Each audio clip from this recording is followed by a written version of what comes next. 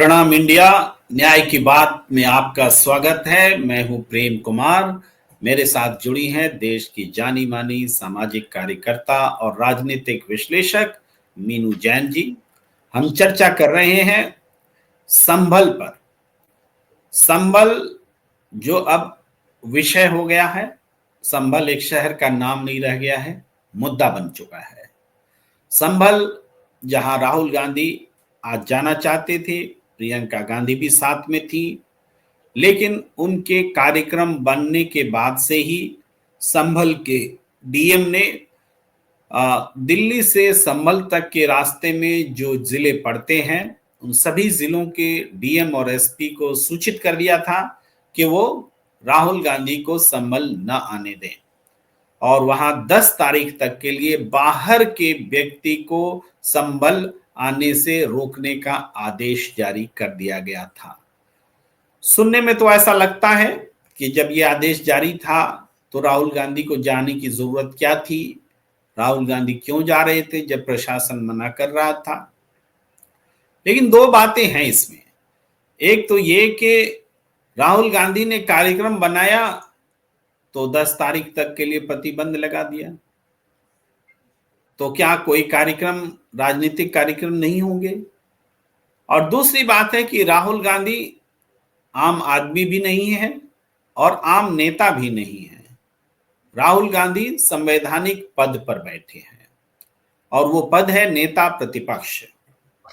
नेता प्रतिपक्ष का मतलब होता है कि जैसे हमारे देश में प्रधानमंत्री हैं, प्रधानमंत्री क्या किसी दंगा प्रभावित, किसी हिंसा प्रभावित, किसी बाढ़ प्रभावित या प्राकृतिक आपदा प्रभावित इलाके में नहीं जाते, नहीं जा सकते हैं। जैसी भी स्थिति हो प्रधानमंत्री जाएंगे तो प्रशासन का दायित्व है कि उनको सुरक्षा में लेके वहां जाना। ठीक वही बात नेता प्रतिपक्ष पर भी लागू होती है। नेता प्रतिपक्ष अगर चाहते हैं कि वो जाएं किसी स्थान पर, तो चाहे जितनी भी विपरीत परिस्थिति हो, प्रशासन को उनको लेकर जाना पड़ेगा। यह है संवैधानिक स्थिति। अब इसके सापेक्ष आप देखिए कि गलती राहुल गांधी की है, कि गलती प्रशासन की है, या गलती उत्तर प्रदेश सरकार की है कि राहुल गांधी को संभल जाने से रोका जा रहा है। अब मैं अपनी बात थोड़ी बाद में भी रखूंगा, लेकिन मीनू जी के आने से पहले मैं चाहता हूं कि जब राहुल गांधी को दिल्ली बॉर्डर पर, गाजीपुर बॉर्डर पर रोक दिया गया, तो उन्होंने कार पर ही खड़े होकर के जो बातें कही, उनमें से उसका एक अंश हम आपको सुनाना और दिखाना चाहते हैं। आप प्लीज इसे देखिए। हम संभल जाने की कोशिश कर रहे हैं, पुलिस मना कर रही है, अलाउ नहीं कर रही है। एज एलओपी मेरा अधिकार बनता है कि मैं जा सकता हूं, मगर तब भी वो मुझे रोक रहे हैं। मैंने कहा है कि मैं अकेला जाने को तैयार हूं, पुलिस के साथ जाने को तैयार हूं, मगर उन्होंने वो भी बात एक्सेप्ट नहीं की और अब कह रहे हैं कि कुछ दिनों में अगर हम वापस आएंगे तो फिर वो हमें जाने देंगे। ये एक्चुअली जो एलओपी के अधिकार हैं उसके खिलाफ है। मुझे अलाउ करना चाहिए। कॉन्स्टिट्यूशन है ना, हम तुम्हारे साथ, ये कॉन्स्टिट्यूशन के खिलाफ है। हम सिर्फ संभल जाना चाहते हैं, देखना चाहते हैं वहाँ क्या हुआ, लोगों से मिलना चाहते हैं। मगर हमारा जो कॉन्स्टिट्यूशनल अधिकार है, मेरा जो कॉन्स्टिट्यूशनल अधिकार है, उसको मुझे दिया नहीं जा रहा है। तो यही है, नया हिंदुस्तान है, कॉन्स्टिट्यूशन को खत्म करने का हिंदुस्तान है, अंबेडकर जी के कॉन्स्टिट्यूशन को खत्म करने का हिंदुस्तान है, मगर हम लड़ते रहेंगे। धन्यवाद। तो आप देख रहे थे कि राहुल गांधी क्या कह रहे हैं। कह रहे हैं कि संभल जाना उनका संवैधानिक अधिकार है और इसमें कहीं कोई गलत बात नहीं है। मीनू जी, मैं सीधे आपके पास आना चाहता हूं। आपने मेरी भी बातें सुनी, आपने राहुल गांधी जी की भी बातें सुनी। अब उससे आगे इस विमर्श को ले चलिए कि राहुल गांधी संभल क्यों नहीं जाएंगे। संभल की लड़ाई वो दिल्ली में बैठ के क्यों लड़े? जी जी देखिए, बिल्कुल सबसे पहले तो राहुल गांधी ने स्वयं ही बता दिया कि मैं नेता प्रतिपक्ष है। वो तो नेता प्रतिपक्ष जो है पार्लियामेंट्री डेमोक्रेसी में शैडो प्राइम मिनिस्टर होता है। तो जैसा आपने कहा अभी कि अगर प्रधानमंत्री जाने की इच्छा जताते हैं ऐसी जगह पर, तो उनको प्रशासन की जिम्मेदारी है वहां ले जाना, सुरक्षा का इंतजाम करें और अदरवाइज भी जो भी कोई इंतजाम जरूरी हो। इसी तरीके से नेता प्रतिपक्ष के लिए भी वो जाना चाहते हैं। लेकिन सवाल यहाँ सबसे बड़ा ये उठता है कि जो भी कुछ संभल में हुआ, सांप्रदायिक सौहार्द बिगाड़ने की जो कोशिश की गई विभाजनकारी ताकतों के द्वारा, वो उसके बाद एक हफ्ता बीत जाने के बाद भी ऐसा क्या है जिसको सरकार छुपाना चाहती है? ऐसा क्या परिस्थितियां है वहां पर कि जो सरकार नहीं चाहती या वहां का जिला प्रशासन नहीं चाहता कि वो पब्लिक की नजर में आए? क्योंकि राहुल गांधी जाएंगे तो उनके साथ कैमरा भी जाएगा, वो कैमरा सब कुछ कैप्चर करके लाएगा जो वहां हो रहा है। तो वो चीज ऐसी, इस चीज की क्या पर्देदारी है?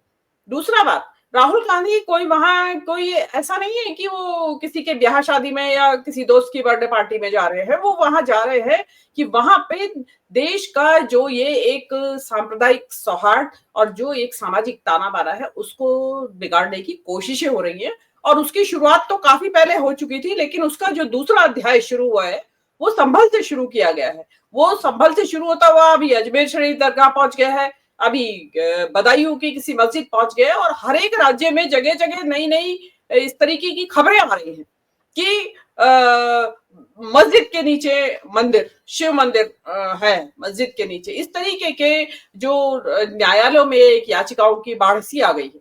तो ये चीज जो है, जबकि कानून इस देश में पहले से ही मौजूद है कि 1947 तक जो भी धर्मस्थल जिस स्थिति में था 15 अगस्त 1947 तक वो उसी स्थिति में रहेगा, उसमें कोई छेड़छाड़ नहीं की जाएगी।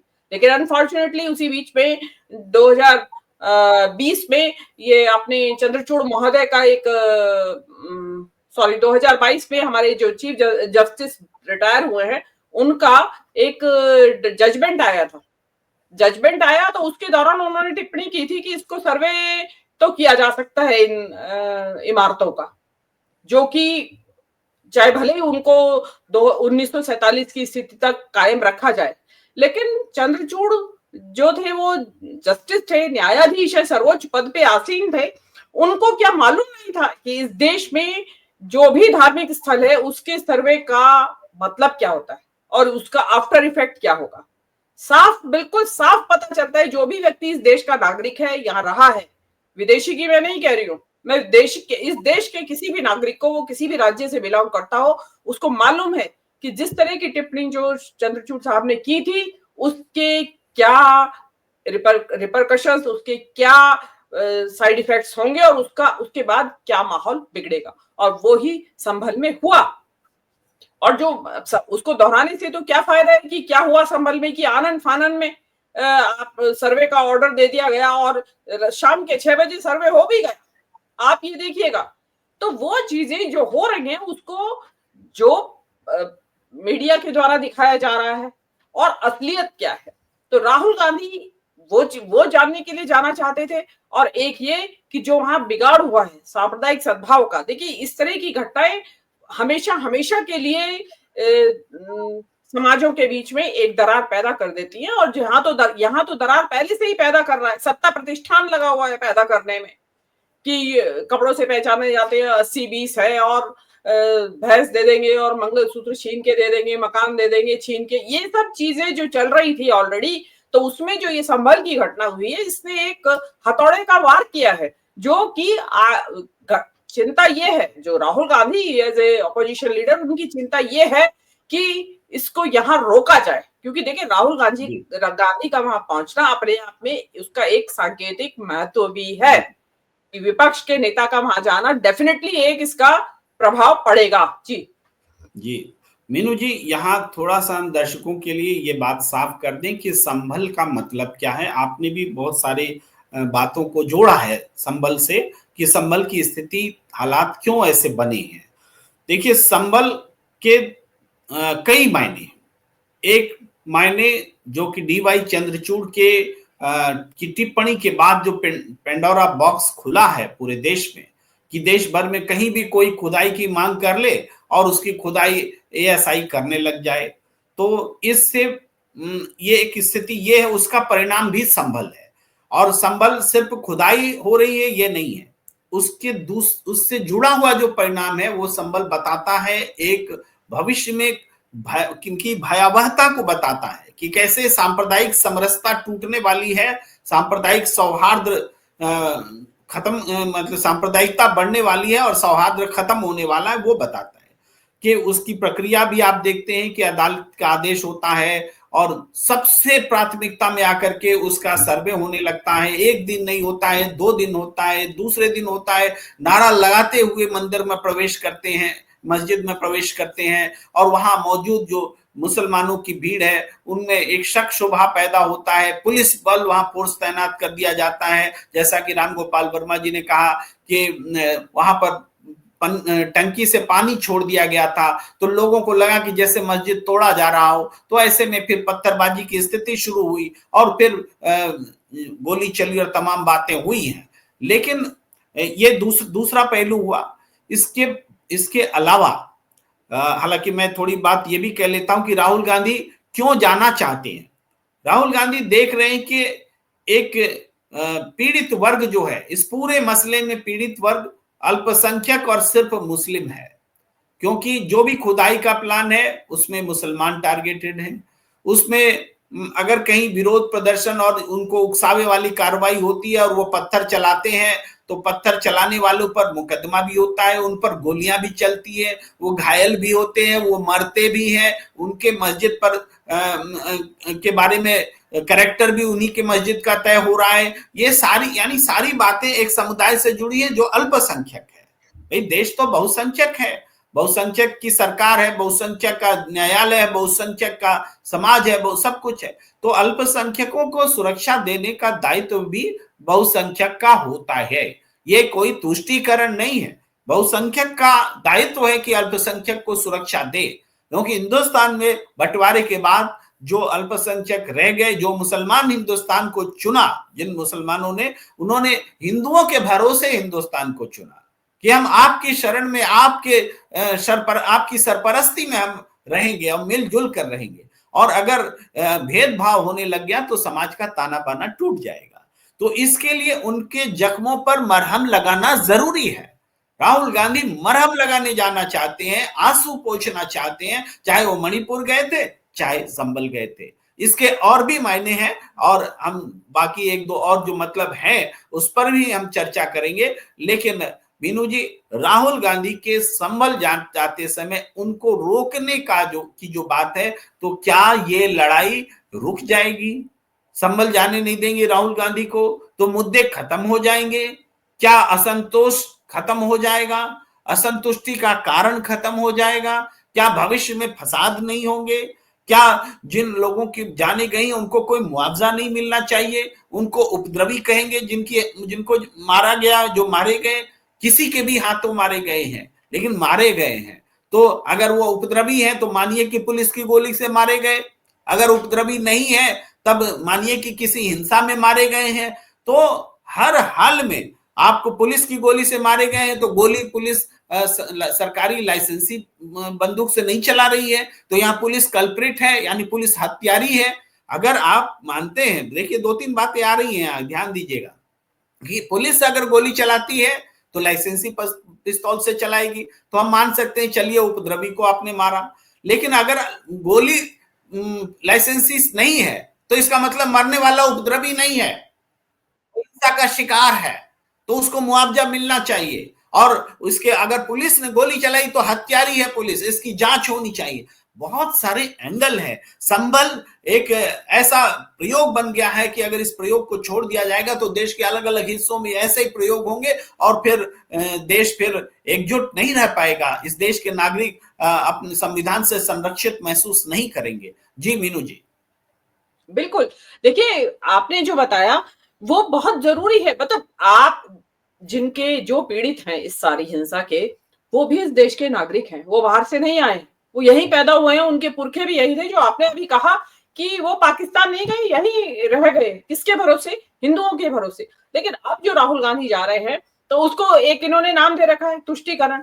अरे भाई राहुल गांधी तो आपने जैसा अभी बताया कि मणिपुर भी गए थे, तो मणिपुर वहां गए एक अकेला नेता था विपक्ष का या सत्ता पक्ष का भी, प्रधानमंत्री के बाद जो वहां गया, प्रधानमंत्री तो गए नहीं, बिल्कुल उन्होंने तो मुंह फेरा ही नहीं उधर की तरफ जाके। राहुल गांधी वहां भी गए, राहुल गांधी हाथरस भी गए थे। राहुल गांधी जहां भी लोग पीड़ित होते हैं, जहां भी पुलिस या अत्याचार या सांप्रदायिक हिंसा की शिकार होती है, या जातीय या जनजातीय हिंसा की शिकार होती है पब्लिक, वहां राहुल गांधी जाते हैं और राहुल गांधी का फर्ज है वहां जाना।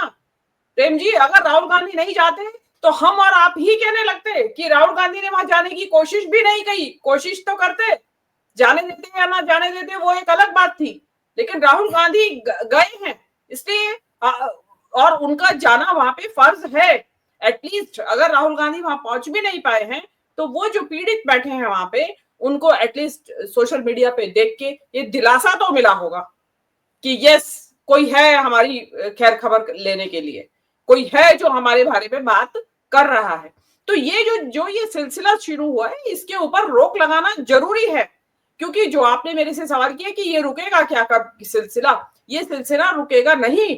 इन्होंने तो पूरा एक रेसिपी तैयार कर रखी है कि नीचे की अदालतों में जाओ और किसी एक मस्जिद का नाम ले दो कि इसके नीचे ये है मंदिर है और इसको इसके सर्वे की इजाजत दी जाए, और जज जो है आनन फानन में वो उस चंद्रचूड़ के जो टिप्पणी है उसके लाइट में, उसके आलोक में वो फटाफट दिए जा रहे हैं। इसमें दुख की बात यह है कि जजेस ने भी अपना जो विवेक है उसको ताक पे रख दिया है। मतलब वो सोच भी नहीं रहे हैं कि हम कर क्या रहे हैं, कि इसका दुष्प्रभाव क्या होंगे, क्या नतीजा निकलेगा। और जो नतीजा आपने देखा संभल में जो निकला है, वो आप ये मत सोचिए कि ये संभल होके और ये खत्म हो जाएगा। ये चीजें बढ़ेंगी आगे आगे। और देखिए आप मुसलमानों को कितनी देर तक आप उनके सब्र का इम्तिहान लेंगे। आपका लिंचिंग से शुरू हुआ था प्रेम जी ये सिलसिला, गौमांस के अपराध में शक है कि इसके हाथ में गौमांस है। उसके बाद उनके बाद लिंचिंग शुरू हो गई। उसके बाद आपका भाई ये कोई किसी ने कहीं प्रदर्शन किया, वहां भीड़ में शामिल है अगर मुस्लिम, तो वहां पे बुलडोजर चलने लगे उनके घरों के ऊपर, बगैर किसी न्यायिक प्रक्रिया के अगले दिन वहां बुलडोजर चलने लगता है। आपके यहाँ आप फतवे जारी करते हो, आप शासन से आदेश आते हैं कि मुसलमानों की दुकान कांवड़ मार्ग में जो भी होगी उसके ऊपर नाम लिखिए या बंद कर दीजिए। आप ये आपके जो संघ परिवार के लोग हैं वो जो संघ परिवार की संस्थाएं हैं वो आदेश जारी करती हैं कि मुसलमानों की दुकान से कोई सामान ना खरीदा जाए, उनके प्रतिष्ठानों से सामान ना खरीदा जाए, इवन छोटे छोटे चूड़ी वाले बेचने वाले जो गली में आते हैं। अभी 3 साल पहले कोविड के दौरान एक व्यक्ति जो एक मुस्लिम था, कोई चूड़ी बेचने वाला, उसको ये कहा गया कि लड़की छेड़ रहा था और 3 साल वो मुकदमा चला और कल वो बरी हो गया है उससे कि नहीं ऐसा कोई कारण वहां नहीं था।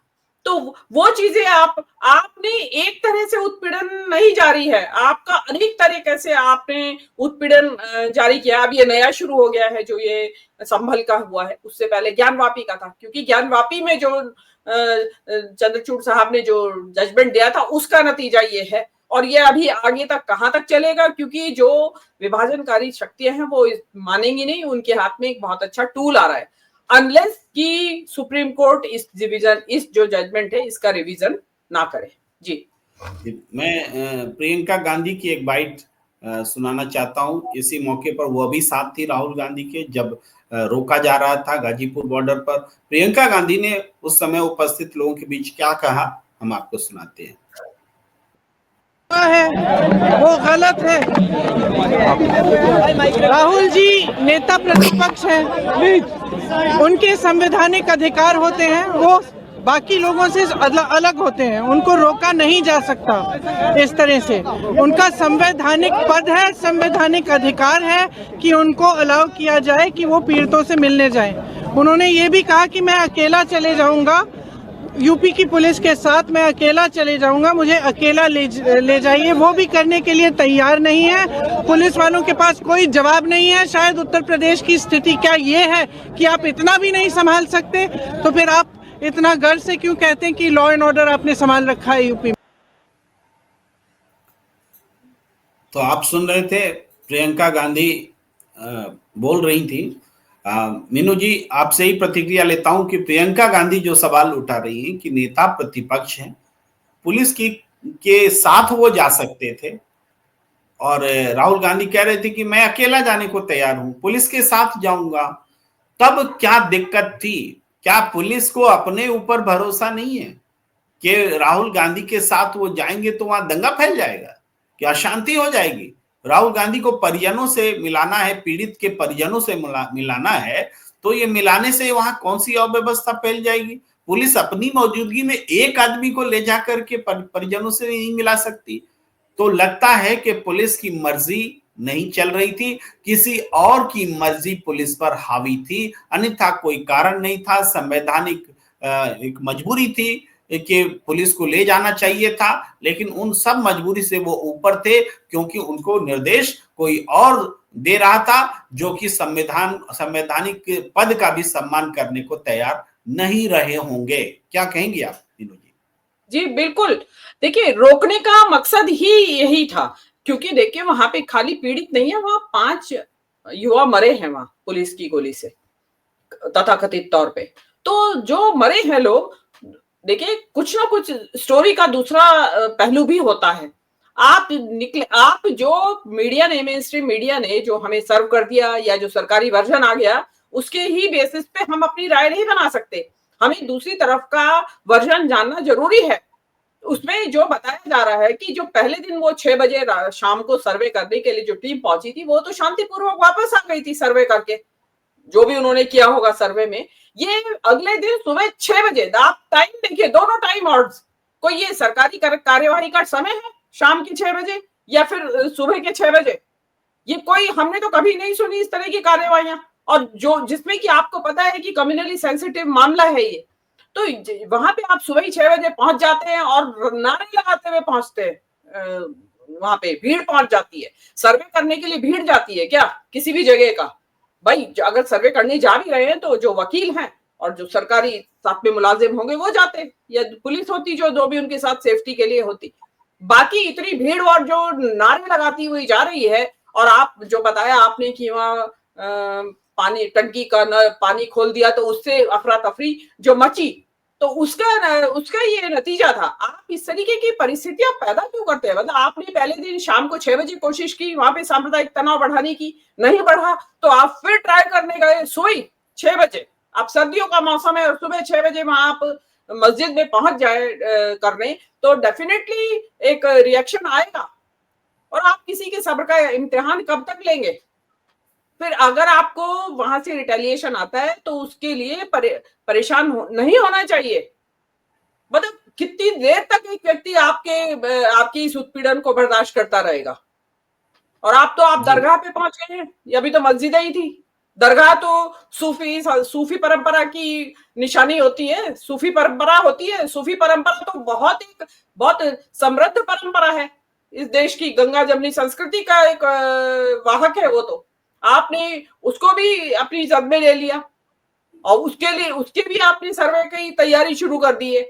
तो अभी इसमें यहाँ तो देश में कितनी मस्जिदें हैं और कितनी दरगाहें हैं, और दरगाहें वो ऐसी जगह है जहाँ पे हिंदू भी जाते हैं और मुसलमान भी जाते हैं। ये इस देश की ही संस्कृति है कि जहाँ पे एक सूफी इस्लाम से संबंध रखने वाली एक किसी संत की दरगाह पे, ख्वाजा की दरगाह पे हिंदू भी जाते हैं और मुसलमान भी जाते हैं, मन्नतें मांगते हैं। देश का प्रधानमंत्री चादर चढ़ाता है वहां पे। आपके दिल्ली में भी है, औलिया की, निजामुद्दीन औलिया की दरगाह है वहां पे भी, अभी किसी दिन उसका भी नंबर आ जाएगा। तो आप, ये कोई अंतहीन सिलसिला है, कोई इसका सिलसिले का अंत है या नहीं है? मतलब एक तरफ तो आप कहते हैं कि हम तीसरे नंबर की अर्थव्यवस्था बनने जा रहे हैं, और दूसरी तरफ आप पब्लिक को इस काम में लगा रखा है आपने। तो आप पहले डिसाइड कर लीजिए, जो बड़ी अर्थव्यवस्थाएं हैं वहां इस तरह की कम्युनल अनरेस्ट नहीं है कहीं पे भी। झगड़े चलते रहते हैं, कानून व्यवस्था तो थोड़ा बहुत हर एक जहां इंसान है वहां कुछ ना कुछ व्यवस्था में कभी ना कभी गड़बड़ हो ही जाती है। पर लेकिन आप सोच समझ के उसके ये जानते हैं कि आप जो ये करने जा रहे हैं इसका नतीजा क्या निकलेगा। इससे डेफिनेटली जो संभल में हुआ वो होना ही है। ये अजमेर शरीफ में भी होगा, आप करके देख लीजिए। आप जो बदायूं की एक जो आ रहा है खबर, वहां करके देख लीजिए आप। तो आपने तो एक तैयारी एक कर रखी है। आपने महाराष्ट्र इलेक्शन भी इसी बिना पे लगाया, वहां पे आपने खूब जोर लगाया, वहीं से ये बटेंगे कटेंगे शुरू हुआ था आपका, वहीं पे आपने ये एक है तो सेफ है शुरू किया था। मतलब सबका साथ सबका विकास से शुरू हुए थे ये, अब एक है एक सेफ पे आ गए हैं, ये स्थिति है जी। जी, निश्चित रूप से आप जो कह रही हैं कि संभल को संभल में नहीं संभाला गया, तो संभल से बाहर निकलकर देश को संभालना मुश्किल हो जाए, ऐसे हालात पैदा हो सकते हैं। ये पूरे संभल के ही इर्द गिर्द संभल शब्दों से ही हमने ये बात कही है कि संभल को संभल में संभालना जरूरी है और इसलिए संभल जाना भी जरूरी है। आपने चलिए नरेंद्र मोदी जी चले जाएं संभल, गृह मंत्री अमित शाह चले जाएं संभल, संभालें संभल को। लेकिन जहां अशांति हो जाती है, जहां दंगे फसाद होते हैं और उसका कारण जो है उसको आप दूर नहीं करते। अभी तक संभल में जो हुआ है, जिन लोगों ने सुबह सवेरे जाकर के सर्वे करने के नाम पर नारेबाजी की है, उसको क्यों नहीं अरेस्ट किया गया? उनके खिलाफ क्यों नहीं सांप्रदायिकता फैलाने के आरोप लगाए गए? वो उनको क्यों बख्शा गया है अभी तक? ये बड़ा सवाल है। और उनके उकसावे पर जिन्होंने पत्थरबाजी की, हम पत्थरबाजी का समर्थन नहीं करते, लेकिन ये भी कहना पड़ेगा कि ये पत्थरबाजी बिना कारण नहीं हुई है, उनको उकसाया गया है, धार्मिक संवेदनाओं को उनको छुआ गया है, तब ये घटना घटी है जो निंदनीय है। लेकिन क्या आप उन्हीं पत्थरबाजों पर कार्रवाई करेंगे?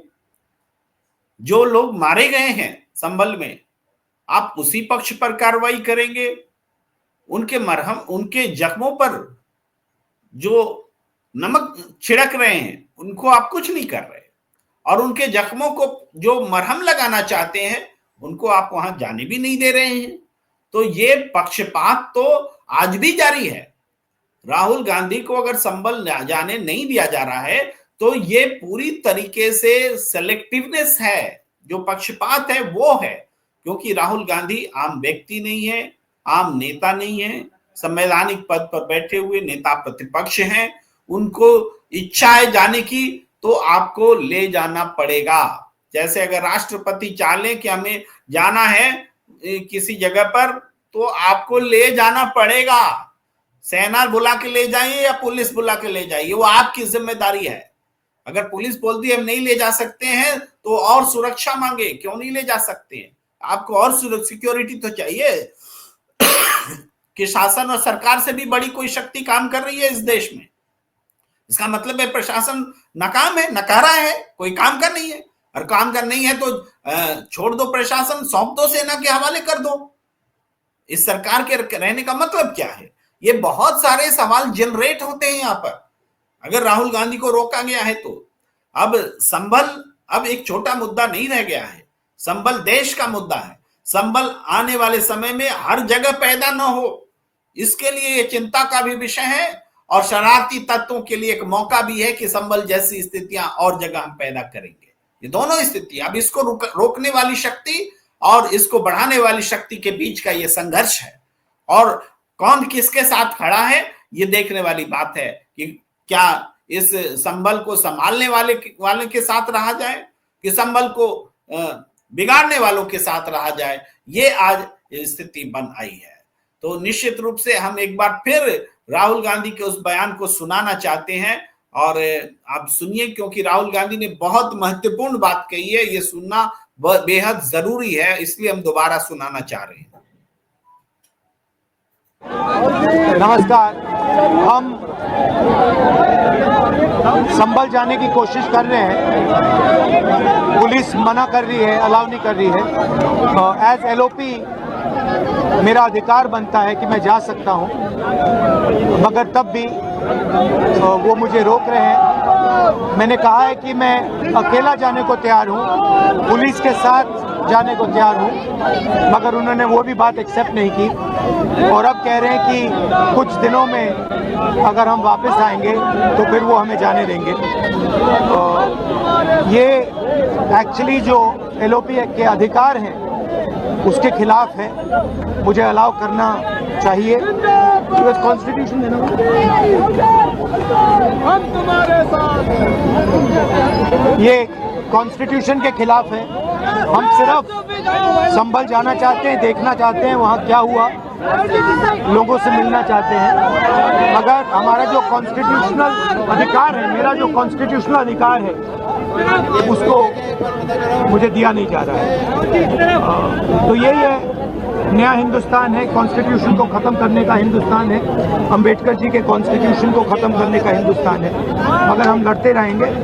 धन्यवाद। अंबेडकर जी के कॉन्स्टिट्यूशन को खत्म करने का हिंदुस्तान है, संविधान की प्रति लहरा रहे हैं राहुल गांधी। यहाँ में एक बात और मुझे याद आ रही है, अभी बहुत चर्चा में है दुष्यंत दवे। दुष्यंत दवे ने इंडियन एक्सप्रेस में आर्टिकल भी लिखा है और उसमें जो मूल बात उन्होंने उठाई है वो ये है कि सुप्रीम कोर्ट ही सुप्रीम कोर्ट की अवमानना कर रहा है। कंटेम्प्ट ऑफ कोर्ट स्वयं सुप्रीम कोर्ट अपना कर रहा है और ये बहुत गंभीर टिप्पणी है और ये डीवाई चंद्रचूड़ जी के वक्तव्य से, टिप्पणी से उत्पन्न हुई स्थिति है। तो सवाल यह है कि एक स्थिति अगर बन गई है, कंटेम्प्ट ऑफ सुप्रीम कोर्ट हो गया है सुप्रीम कोर्ट के ही चीफ जस्टिस ऑफ इंडिया से, तो इसको सुधारने का तरीका भी सुप्रीम कोर्ट के ही पास है। अगर समय रहते इसको नहीं सुधारा जाता है तो ये देश एक तरह से सांप्रदायिकता के दावानल में जल रहा होगा, जगह जगह संभल खड़ा हो रहा होगा, जगह जगह ये अविश्वास का माहौल पैदा हो रहा होगा, शासन और तंत्र के से असंतोष पैदा हो रहा होगा और उन्मादी तत्व सिर उठा करके अपने आप को सही ठहरा रहे होंगे, क्योंकि उनको गलत कहने वाले खामोश हैं। जो गलत कर रहे हैं उनको गलत कहने वाले अगर खामोश हो जाएंगे तो वो गलत वाले ही अपने आप को सही करार देंगे और बाकी को मानना पड़ेगा। ये हालात बन रहे हैं। तो मीनू जी, इस पर एक टिप्पणी बहुत जरूरी है कि इस चीज को संभालने का काम सुप्रीम कोर्ट को इमीडिएट करना चाहिए, सरकारों को निर्देश देना चाहिए। और इस मामले में भी कि नेता प्रतिपक्ष को आप कैसे रोक सकते हैं, स्वतः संज्ञान लेना चाहिए। जाने से कैसे रोक सकते हैं, संभल जाने से? जी बिल्कुल। अब लेकिन देखिए कोर्ट कौन जाए, इसलिए तो लेकिन देखिए ये राहुल गांधी का जाना या ना जाना तो ये बाद में स्थिति पैदा होती है। हमें ये समझना होगा कि राहुल गांधी के वहां जाने की, संभल जाने की स्थिति पैदा क्यों हुई, उस कारण के ऊपर, उस रूट कॉज के ऊपर, जो जड़ है उसके ऊपर प्रहार जरूरी है, क्योंकि इसकी जो जड़ है वो सुप्रीम कोर्ट से ही निकली है।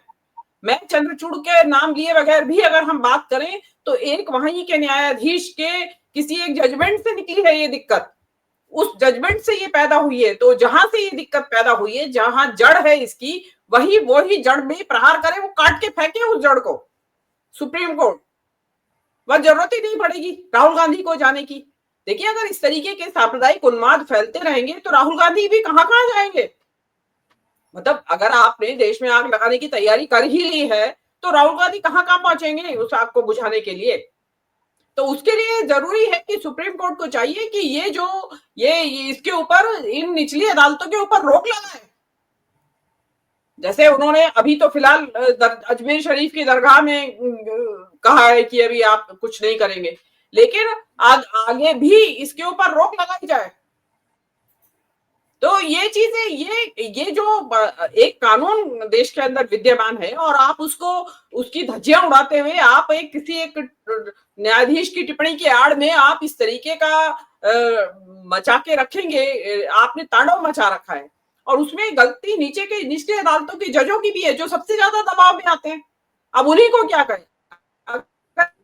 है कि देश की न्यायपालिका ही इतने दबाव में काम कर रही है प्रेम जी, तो इस देश के लोकतंत्र का बस ईश्वर ही मालिक है अब फिर तो। और है भी, जो हो रहा है, जो राहुल गांधी संविधान की बात दिखा रहे हैं वो सही तो दिखा रहे हैं। ये संविधान की तो धज्जियां उड़ाई जा रही हैं कि भाई न्यायपालिका इस तरीके से सांप्रदायिक दबाव में आके कुछ जजमेंट दे रही है या आदेश दे रही है, तो उससे निसंदेह संविधान खतरे में है इस देश का। अगर देश की न्यायपालिका जिसकी जिम्मेदारी संविधान को बचाने की है, संविधान का व्याख्या करने की है, अगर वो ही इस तरीके से दबावों में काम करेगी तो फिर कौन करेगा रक्षा? न्यायपालिका ही संविधान की रक्षा करेगी, तभी तो बात बनेगी। राहुल गांधी के अकेले से क्या बात बनेगी? राहुल गांधी तो गए, जा रहे थे, संविधान की रक्षा करने ही जा रहे थे, वहां जाने दिया? नहीं जाने दिया। तो राहुल गांधी के कहने और करने से, क्योंकि उनको राहुल गांधी को जाने देने का मतलब यह है कि उनकी राजनीति का खेल खत्म होता है। उन्होंने जो माहौल पैदा किया है इतनी मेहनत करके लेकिन मीनू जी यहाँ थोड़ा सा हमें हस्तक्षेप करने का लगता है, मन करता है कि राहुल जी क्या कर लेंगे वाली बात नहीं है। राहुल जी व्यक्ति नहीं है, राहुल जी नेता प्रतिपक्ष हैं। अब ये केवल नेता प्रतिपक्ष की चिंता नहीं है कि नेता प्रतिपक्ष के पद का सम्मान कैसे, ये चिंता संविधान से जुड़े हुए सभी संवैधानिक पद की है, जो दायित्व निर्वाह कर रहे हैं। राष्ट्रपति को भी देखना चाहिए, उपराष्ट्रपति को भी देखना चाहिए, स्पीकर को भी देखना चाहिए, आपको न्यायपालिका को भी देखना चाहिए कि नेता प्रतिपक्ष को जो दायित्व दिया गया है, जो उसकी जिम्मेदारी है, उसको जिम्मेदारी निर्वहन करने से वो कौन सी शक्ति है जो रोक रही है, रोक सकती है। तो ये राहुल गांधी कर नहीं सकते हैं वाली बात नहीं है। ये पूरे एटमॉस्फेयर में एक दबाव पैदा होना चाहिए और होगा, और हमारे आपके कहने से होगा कि जनता भी बोलेगी, जनता भी सोचेगी। राहुल गांधी यूं ही चले नहीं आए, उनको तो पता था कि प्रशासन मना कर रहा है, जाने नहीं देगा। लेकिन राहुल गांधी दिल्ली के बॉर्डर पर, दिल्ली यूपी के बॉर्डर पर खड़े होकर के यही तो संदेश दे रहे हैं, काहे का नेता प्रतिपक्ष, काहे का नेता प्रतिपक्ष। जब तुम नेता प्रतिपक्ष का दायित्व भी निर्वहन करने के लिए नहीं दे रहे हो तो कैसा लोकतंत्र? यह सवाल पैदा हो रहा है। इसलिए ये सवाल पैदा करने के लिए ही राहुल गांधी यहाँ पहुंचे, अन्यथा वो घर में बैठे रह जाते कि पुलिस मना कर रही है, हम नहीं जाते। ऐसा हो सकता था, लेकिन उन्होंने ये बताने की ठानी कि नहीं, हमें बॉर्डर पर जाना है, देश को बताना है कि नेता प्रतिपक्ष को भी उनका दायित्व निर्वहन करने से रोका जा रहा है। यहाँ ये पॉइंट मैं बताने के लिए मैंने आपकी बात पर मैं हस्तक्षेप किया। जी मैंने तो अपनी बात रख दी थी। बस मेरा यही कहना है कि जो संविधान की प्रति वो दिखा रहे हैं, लहरा रहे हैं, जिसको कह रहे हैं हम, तो वो वास्तव में खतरे में है। संविधान वास्तव में खतरे में। आप संविधान दिवस मना लेते हैं, उसे ये तो पाखंड है, निरा पाखंड। आप न्यायपालिका जो है किसी दबाव में काम कर रही है, कॉम्प्रोमाइज न्यायपालिका है, और विपक्ष के नेता को किसी एक स्थान पे जाने से रोका जा रहा है, तो वहां कहां दिखाई दे रहा है संविधान? वहां तो ये दिखाई दे रहा है तानाशाही, कि ऊपर से कुछ ऑर्डर्स आए हैं कि इस व्यक्ति को जाने नहीं देना है। उनके नजर में वो नेता प्रतिपक्ष नहीं है, उनकी नजर में वो राहुल गांधी है, इसलिए नहीं जाने दे रहे हैं।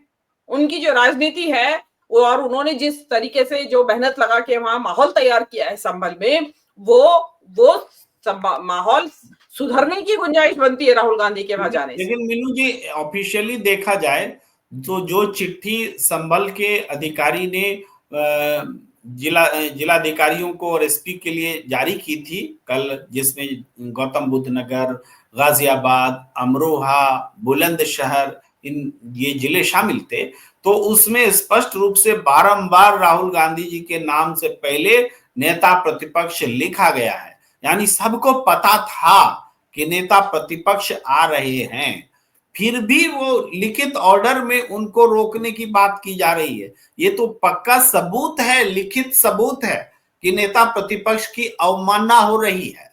जी बिल्कुल, वो तो उसमें कोई दो राय ही नहीं है इस बारे में। तो और ये तो नेता प्रतिपक्ष यहाँ संभल जाने की बात कर रहे हैं। जो नेता प्रतिपक्ष वास्तव में जिसका रोल सबसे बड़ा संसद के भीतर होता है, वहां उसको बोलने नहीं दिया जाता, अभी भी माइक स्विच ऑफ हो जाते हैं। अभी भी आप देखेंगे संसद के जो लाइव टेलीकास्ट हो रहा होता है, नेता प्रतिपक्ष बोल रहा है और नेता प्रतिपक्ष भी या और भी विपक्ष के नेता बोल रहे हैं और कैमरा अध्यक्ष जी के ऊपर फोकस रहता है, चाहे 10 मिनट हो जाए। तो वहां पे तो धज्जियां पूरी तरह उड़ाई जा रही है, वहां तो अपनी ऑटोक्रेसी चल रही है, जो जी में आए, मतलब जो उनको लगता है सही, मतलब वो जो राष्ट्रीय परिदृश्य है उससे वो हटाना चाहते हैं नेता प्रतिपक्ष नाम के व्यक्ति को ही, क्योंकि इन्होंने तो 2 बार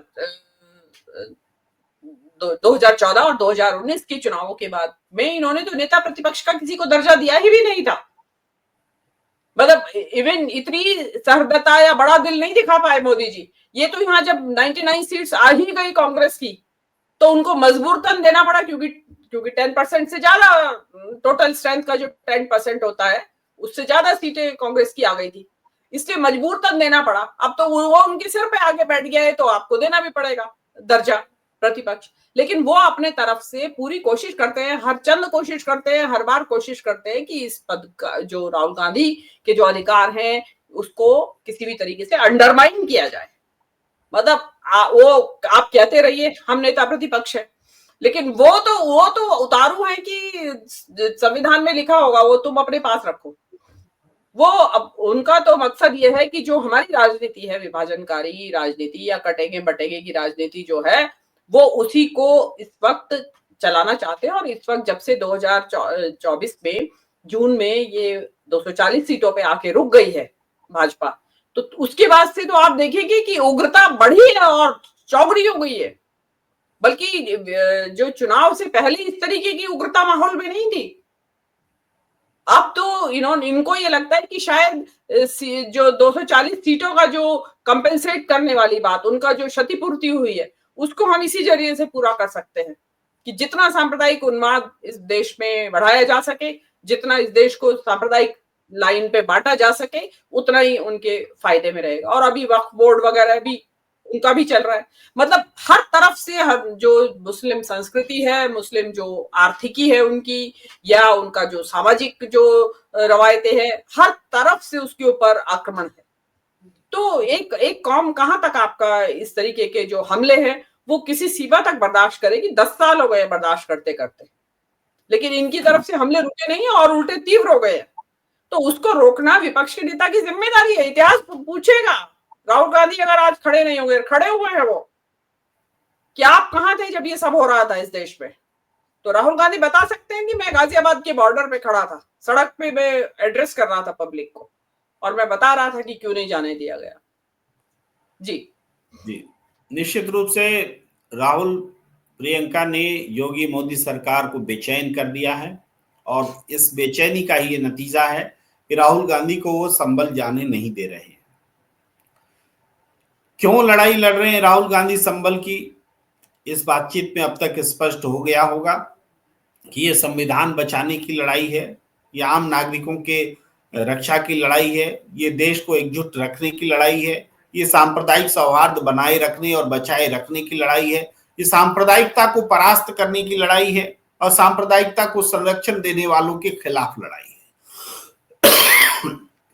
इस बातचीत को यहीं पर विराम देने की इजाजत चाहता हूं। मीनू जी का और मेरी ओर से आप तमाम दर्शकों का बहुत बहुत आभार, धन्यवाद, नमस्कार।